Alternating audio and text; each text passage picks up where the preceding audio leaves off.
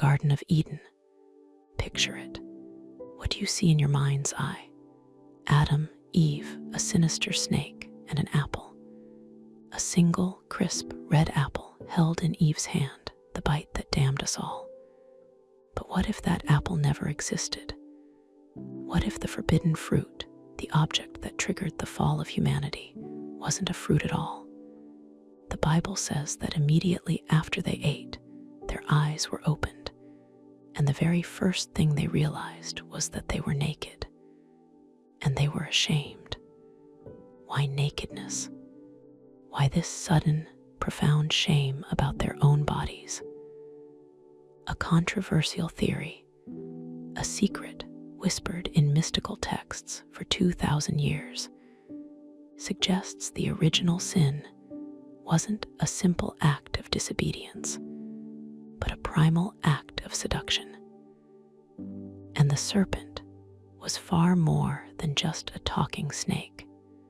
To unravel this secret, we must first strip away the layers of tradition, the centuries of artistic renderings and children's stories, and return to the garden as it is described in the opening pages of Genesis. We must imagine a world that is not just pristine, but innocent in a way we can no longer comprehend. Eden was not merely a beautiful location, it was a state of being, a consciousness of pure, unmediated unity. Adam, the earthman, and Eve, the mother of all living, existed in a state of perfect harmony with their Creator, with the world around them, and with each other. There was no separation, no self-consciousness, no judgment. They were naked, the text tells us, and they felt no shame. This is a crucial detail, the baseline of their existence. Their nakedness was as natural as the fur on a lion or the feathers on an eagle. It was a state of being without objectification. They did not see each other as objects of desire or scrutiny. They simply were two halves of a whole, existing in a seamless reality. In the center of this perfect world stood two mysterious and symbolic trees, the tree of life and the tree of the knowledge of good and evil. The tree of life is straightforward in its symbolism. Its fruit offered immortality, a continuation of the state of perfect unity with the divine. It was the tree of being. The tree of the knowledge of good and evil, however, is far more complex. The command from their Creator was explicit and severe. You are free to eat from any tree in the garden, but you must not eat from the tree of the knowledge of good and evil, for when you eat from it, you will certainly die. Let us pause on this command, for it is filled with profound ambiguities.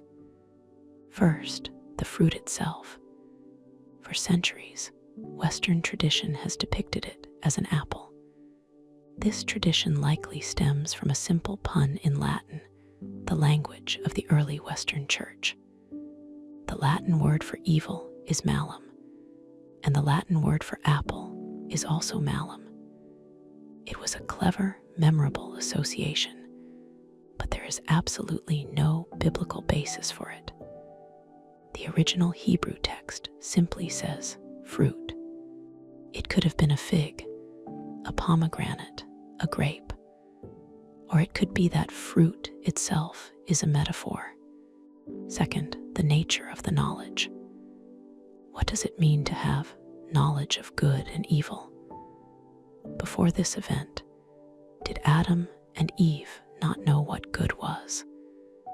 They lived in a state of pure goodness. The knowledge offered by this tree was not an intellectual understanding of ethics. It was an experiential knowledge of duality. It was the knowledge of separation, of judgment, of seeing the world not as a unified whole, but as a series of opposites: good and evil, right and wrong, light and dark, spirit and flesh, me and you. It was the birth of the ego, the self-conscious mind that stands apart from the world and judges it. Third, the promised consequence: you will certainly die. Yet, after eating the fruit, Adam and Eve did not drop dead. Adam would go on to live for 930 years. The death promised here was not an immediate physical death, but a spiritual one. It was the death of their innocence, the death of their immortality, the death of their effortless unity with God.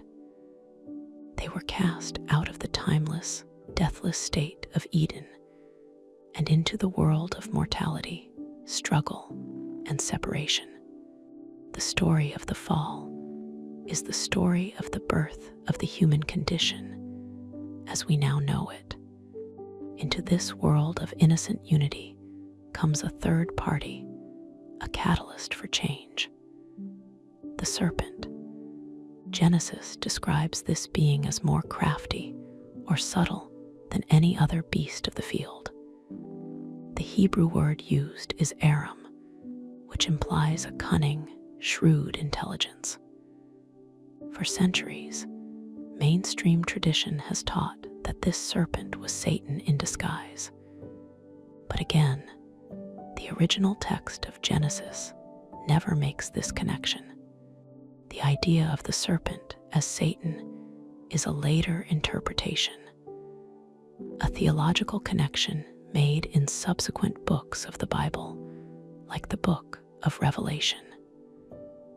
In Genesis, the serpent is simply a character in the drama, a being that can speak, that is intelligent, and that exists within the perfect garden. But was it just a snake? The Hebrew word for serpent is nachash. While it does mean snake or serpent, its etymological roots are far richer. The root word can also mean to practice divination or to enchant. A nachash is not just a reptile, it is an enchanter, a diviner of secret knowledge. Furthermore, some of the most powerful angelic beings in the Bible, the seraphim who attend the throne of God, are described as fiery serpents. The symbol of the serpent in the ancient Near East was not exclusively one of evil. It was also a symbol of wisdom, healing, and divinity. This serpent in the garden may not have been a slithering reptile, but a luminous, enchanting, angelic-like being, radiating a powerful and seductive charisma. It was a being of light, offering a different kind of enlightenment. This shining enchanter does not approach Adam. It approaches Eve. It isolates her, and the dialogue that follows is a masterwork of seduction, a step-by-step dismantling of her innocent faith. First, the serpent creates doubt. Did God really say, "You must not eat from any tree in the garden"? This is a clever lie, an exaggeration of the command designed to make God seem unreasonable and tyrannical. Eve corrects him, stating the actual command, but the seed of doubt has been planted. She is now engaging with the enchanter on his terms, defending a rule she had previously accepted without question. Next, the serpent directly contradicts God, denying the consequence. "You will not certainly die," it hisses, a direct refutation of the divine warning. This is a bold move designed to shatter Eve's fear and replace it with curiosity. And then comes the core temptation, the promise of power and godhood. For God knows that when you eat from it, your eyes will be opened, and you will be like God, knowing good and evil. This is the heart of the seduction. The serpent reframes God's command not as a protective boundary, but as an act of jealousy. God is holding you back, it implies. He is keeping you from your true potential. This forbidden knowledge is not a poison. It is the key to your own divinity. Eve is now at a crossroads. The text says she saw that the fruit of the tree was good for food and pleasing to the eye, and also desirable for gaining wisdom. She is convinced. The enchanter has succeeded. She reaches out, takes the fruit, and she eats. And then she gives some to her husband, who was with her, and he also eats. And now we arrive at the central mystery of this interpretation. What does it mean to eat this fruit? Throughout the Bible and other ancient texts, the metaphor of eating and drinking is often used as a euphemism for sexual experience. Proverbs 30:20, describing an adulterous woman, says, "She eats and wipes her mouth and says, 'I have done no wrong.'" The Song of Solomon is filled with rich, sensual imagery of fruits and gardens to describe the passion between lovers. Could the fruit of the tree of knowledge be a metaphor for a forbidden act of intimacy? Could the eating be a carnal act, a sexual initiation? Let us imagine the scene not as a picnic, but as a seduction. The serpent, the shining, charismatic enchanter, does not offer Eve a piece of produce. It offers her a different kind of experience, a different kind of knowledge. A knowledge not of the mind, but of the body. A union that is not the pure, innocent communion she shares with Adam, but something else, something thrilling, self-aware, and secret. A Gnostic text called On the Origin of the World describes this encounter explicitly. The female spiritual principle came in the snake, the instructor, and it taught them, saying, "It was out of jealousy that he said this to you. Rather your eyes will open and you will come to be like gods, recognizing evil and good." The female instructive principle was taken from the mother of the Father, and she was called Eve, and they ate, not as she said. This seduction is a spiritual and physical act, a transmission of a forbidden gnosis through a carnal encounter. Eve, now changed, her consciousness fundamentally altered by this new experiential knowledge, approaches Adam. The text says he was with her, a detail that suggests a passive complicity on his part. She does not simply hand him a piece of fruit. She gives it to him. In this new state of being, she now becomes the seducer. She initiates Adam into the same mystery she has just experienced. Their union is now different. It is no longer an act of innocent unity, but an act colored by this new, self-aware, carnal knowledge introduced by the enchanter. They have eaten the forbidden fruit together. And what is the immediate, instantaneous result? Then the eyes of both of them were opened, and they knew that they were naked. So they sewed fig leaves together and made coverings for themselves. This is the smoking gun of the entire theory. This is exhibit A of all the things they could have realized upon attaining godlike knowledge. Why was their first and only thought, "We are naked"?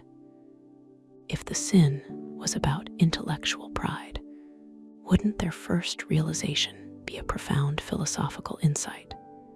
If it was about disobeying a command, wouldn't their first feeling be fear of punishment. The fact that their immediate realization was their physical nakedness, and that this new awareness brought not wisdom, but shame, points powerfully to the conclusion that the transgression itself was physical and carnal in nature. Before the act, their nakedness was a state of being. After the act, it became a state of exposure.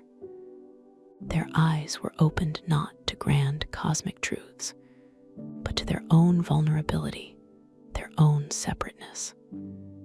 They saw each other for the first time as objects. The innocence was shattered, replaced by the self-conscious ego. And their first instinctive act was to cover themselves, to hide their bodies, to create a barrier between themselves and each other, and between themselves and the God who would soon come walking in the garden in the cool of the day. They were hiding from the consequences of a knowledge that was now part of their very flesh. When their Creator confronts them, their shame is palpable. Adam, the man who once walked in perfect communion with God, now hides among the trees. And when asked why, his first words are, "I heard you in the garden, and I was afraid because I was naked, so I hid." The nakedness is inextricably linked to the fear and the separation from God. The chain of blame begins. Adam blames Eve. Eve blames the serpent. And the Creator delivers a series of curses that are not arbitrary punishments, but direct karmic consequences of the act itself. And these curses serve as Exhibit B in our investigation. First, the curse.